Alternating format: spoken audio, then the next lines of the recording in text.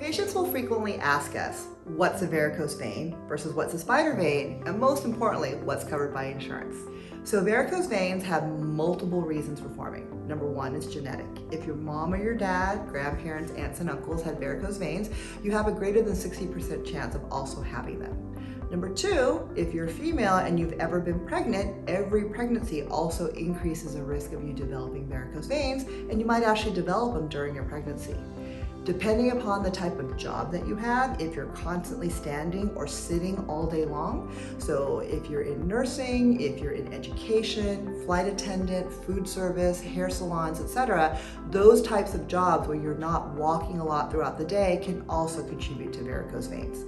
So there's multiple reasons why you might form a varicose vein. The symptoms, your legs might feel tired, they might feel heavy, or you might have pain actually in your legs, or bulging veins that you can see coming through the surface of the skin.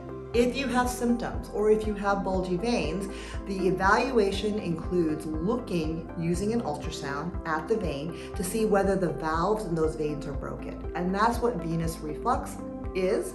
So normally your veins have valves and the valves open and then they close. And then when you squeeze your muscles, the blood gets pushed up the vein when the valve is open, and when it closes, it prevents the blood from flowing back down again. But when those valves get broken or it gets stretched out, the blood goes up, it comes right back down, and then it creates additional pressure, so then the next valve sort of breaks. Sort of like a ladder where the first rung breaks and then all the other rungs break afterwards. This is sort of how varicose veins get worse. So what we do is we evaluate you with an ultrasound and determine if you meet insurance criteria for them to actually pay to have your varicose veins treated, and we go over all of this in your consultation at our clinic. Spider veins are not a medical diagnosis, and these are the small pink, sometimes purple, sometimes green veins that you can see on the surface of your legs. You may also see them on your arms, your chest, or your face, and sometimes you might even see something that we call a cherry hemangioma. If you have a lot of spider veins, your legs can ache, you can have discomfort and those feelings of heaviness. And for a lot of people, they don't want to show their legs because they can be unsightly. Spider veins are not covered by your insurance.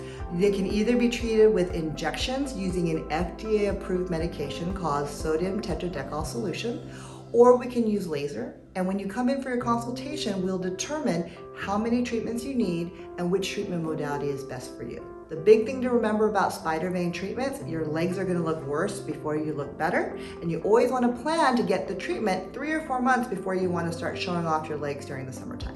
So one of the things that people come in with is spider veins that are on their face, or cherry hemangiomas, which are called the red freckles. A lot of times the spider veins can be seen as little red or purple lines on the sides of the nose, or maybe on the chin or on the cheeks. These are really effectively treated with the laser sclerotherapy. Some places might offer IPL, and if you have smaller veins, we might offer that to you also. But if you have those persistent veins, especially on the sides of your nose, the IPL won't work for them. You want a targeted laser, which is what we offer in order to treat that specific vein.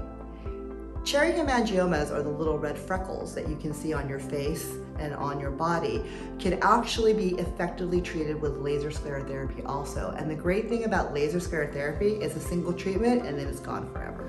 Every once in a while, there might be a specific type of vein, or you might have an underlying medical condition that doesn't allow us to treat the varicose veins in the clinic.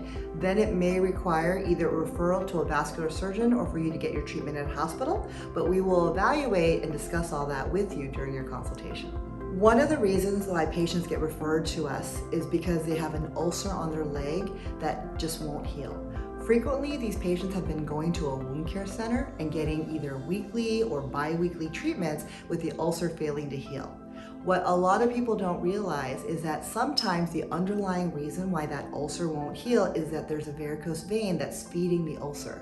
So when they get referred to our clinic, we use the ultrasound. We almost always find veins that are feeding the ulcer. We treat those veins with either injection or with laser, and it actually helps those ulcers to finally heal.